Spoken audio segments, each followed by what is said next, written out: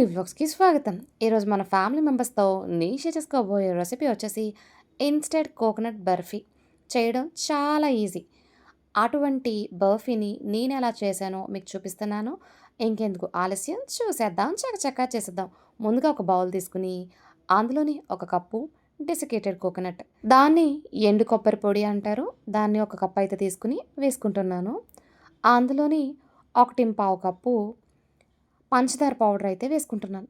Sugar powder. అందులోని సన్నగా తురుముకున్న జీడిపప్పు, బాదం, పిస్తా అయితే వేసేసుకుని, అందులోనే ఒక పావు స్పూను యాలకుల పొడి, అందులోని 2 టేబుల్ స్పూన్ల కండెన్స్డ్ మిల్క్ అని మనకి సూపర్ మార్కెట్‌లో దొరుకుతుంది. అది 2 స్పూన్లు అయితే వేసేసుకొని బాగా మిక్స్ చేసుకుందాం. మీలో ఎవరైనా కొత్తగా వ్యూ చేస్తుంటే లైక్ చేయండి, షేర్ చేయండి, సబ్స్క్రైబ్ చేసుకోండి. పక్కనే ఉన్న బెల్ ఐకాన్ నొక్కండి. ఇప్పుడు ఒకసారి మిక్స్ చేసుకుందాం.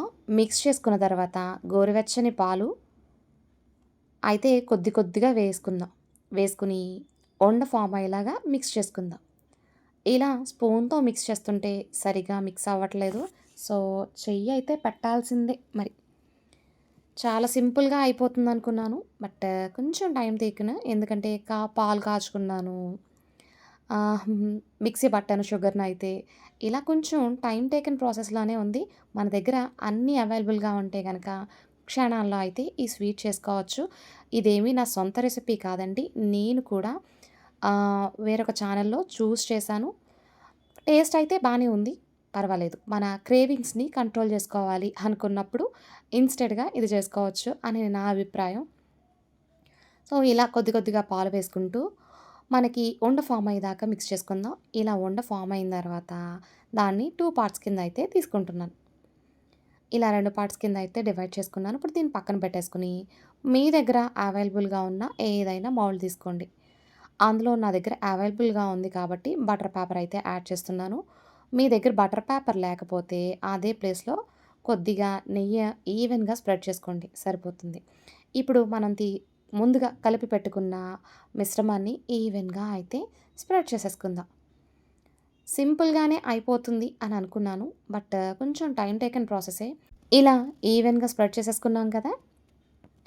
ఇప్పుడు ఇది కింద లేయర్ కింద అయితే ఓకే. పై లేయర్ కింద మనకి కావాలి వేరేది. సేమ్ అదే కలర్ ఏస్తే ఏం బావుంటుంది. అందుకని చెప్పేసి అందులోని నేనైతే కొంచెం ఆరెంజ్ ఫుడ్ కలర్ అయితే యాడ్ చేస్తున్నాను. దాన్ని ఒకసారి మిక్స్ చేసుకుందాం. చూడండి నేను చూపిస్తున్నట్టే చేయండి. ఇందులో మనం పాలేమి యాడ్ చేయకుండానే జస్ట్ కలర్ యాడ్ చేసాం కదా! అది నార్మల్‌గానే మిక్స్ అయిపోయింది. చాలా బావుంది కలర్ అయితేని. ఇప్పుడు ఇలా మిక్స్ చేసుకున్న దాన్ని మనం ముందుగానే ఈవెన్‌గా స్ప్రెడ్ చేసుకున్న దాని పైన అదే వైట్ బర్ఫీ ఉంది కదా! దాని మీద అయితే వేసేసి దీన్ని కూడా ఈవెన్‌గా స్ప్రెడ్ చేసేసుకుందాం. చాలా సింపుల్‌గానే అయిపోతుంది. మన దగ్గర ఇంగ్రీడియెంట్స్ అన్నీ రెడీగా ఉంటే నాకు కొంచెం టైం ఎక్కడ పట్టిందంటే నేను షుగర్‌ని మిక్సీ పట్టానండి. నా దగ్గర షుగర్ పౌడర్ అయితే లేదు. అది కొంచెం టైం తీసుకుంది. సో, ఇలా ఈవెన్‌గా స్ప్రెడ్ చేసేసిన తర్వాత దీన్ని తీసుకెళ్ళి ఫ్రిడ్జ్‌లో ఒక 15 నిమిషాలయితే ఉంచుదాం. 15 నిమిషాల తర్వాత ఫ్రిడ్జ్‌లోంచి బయటకి తీసేసాను. పైన ఇలా టచ్ చేసి చూస్తే చేతికి ఏమీ అంటుకోవట్లేదు.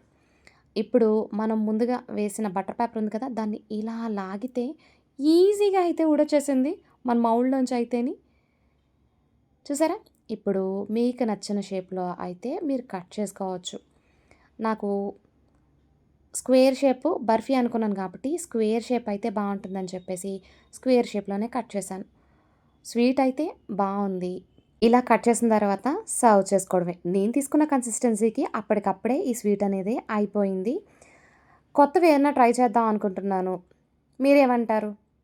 ఏదైనా రెసిపీస్ తెలిస్తే నాకు చెప్పండి. నేను చేసే రెసిపీసే బావున్నాయి అంటే గనక వాటినే చూపిస్తూ ఉంటాను. మరి ఇంకెందుకు ఆలస్యం సర్వ్ చేసుకోవడమే. Thank you for watching.